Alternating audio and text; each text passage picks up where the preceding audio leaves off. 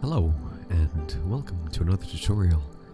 I'll be showing you all about the scene collections and hierarchies and how we can organize this to have more of a quality of life experience. So, let's say your scene is riddled with just all these meshes and everything's just completely in chaos. Normally, this is what you'd see, a huge mess, everything has all these names here, complete chaos. You know, sometimes you'll click here like, oh, what is this? Cube 28, but then you have to scroll around, and it can get very complicated. Well, what I like to do is to create another collection, actually 2 more collections here. It can be a little tricky at times. I'll just bring one down this way. Now, we can actually filter out the different types of editors or things that are shown here. So let's say I only like collections on the top here. What I can end up doing is clicking on this icon and removing all of this so only collections are shown. Alternatively, you can also click here and it shows all the view layers that have been made. So let's just say with this view layer, we just want cubes. We'll create another one. You can copy all the settings on you. I'll keep it blank. Say in this one, we just want the cameras.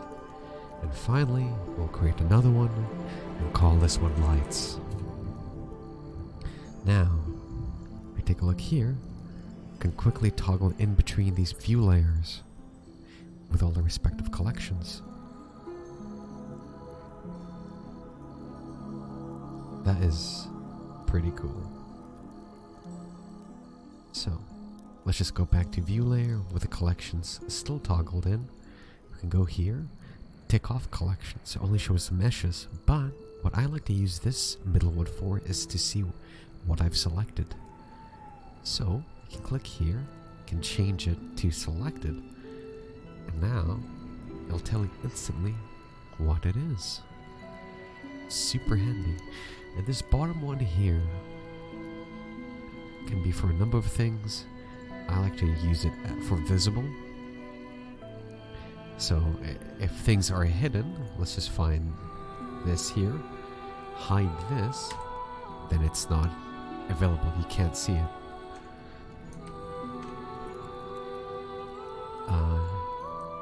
Let me put on the screencast keys here. Where are they? They are here.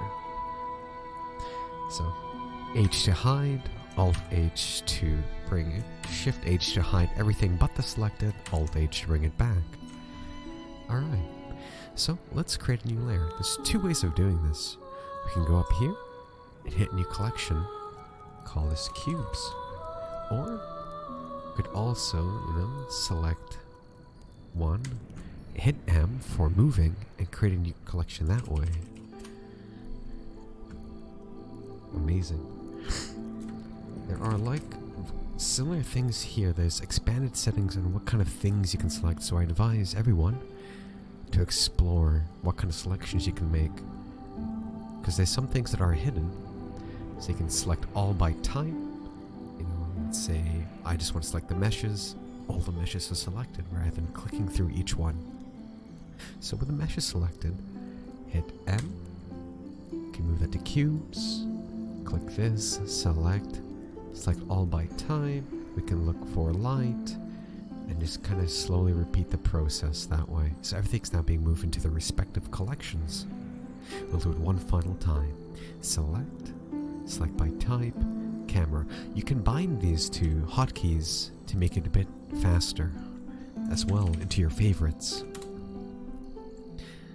I think I have a few things bound to my favorites with Q. Oh, nothing's here. So, just to show you an example, let's say I want to have the meshes bound to my favorites menu. To do that, we'll hit select and navigate towards the mesh. Right click, and then we can hit to add to quick favorites. And now, every time I hit Q, it'll just select all the meshes. That way you can do this with anything. You can, you know, go here and assign to add to quick favorites, and it'll add that specific action. So you can really tailor the quick favorite menu to your workflow. Alright, now we have cubes, everything selected into their respective collections. Nothing selected here. Take a look, cameras hidden, lights, cubes. Alright. So now, let's just open up another one, and let's keep these as scenes. Open the view layers. Now with cubes, I know this is getting kind of finicky here, but it makes sense when you're working with a lot of assets, and this could save quite a bit of time. It has saved me in the past. So we have cubes selected. We only want cubes shown here. Cameras, only want cameras shown here. Lights, only want lights shown here. Now, everything's in their respective view layer. We can also create another view layer that just has all as a way to view what it's like. They may ask, why am I splitting up in view layers? I can cover that elsewhere, but it's just a good way in case you want to render out specific things. It's good for rendering passes. Just to show you a quick demo, in compositing, again, use this, you can access it through here. And with file output,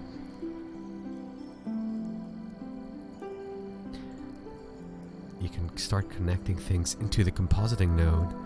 You're like, oh, I just want, you know, only the lights to show, or if there are meshes in there. This is just an example. This won't show anything at all.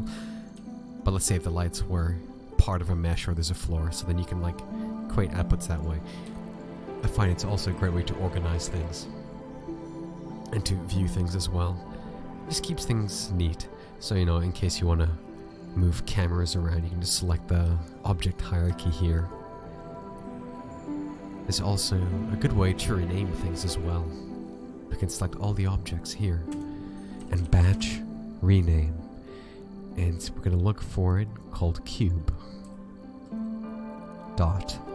And we can call it friends. Dot. It don't have to be case sensitive. And just the selected objects. We can do it for all as well. Hit OK. And now friends are here. We can also select, just a few here. And batch rename that from friends to new pals. And that's only for the selected 8 objects. And OK, we have the new pals now.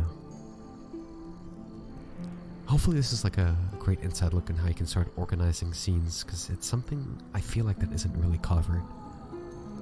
Alright, keep your blend files clean. Thank you.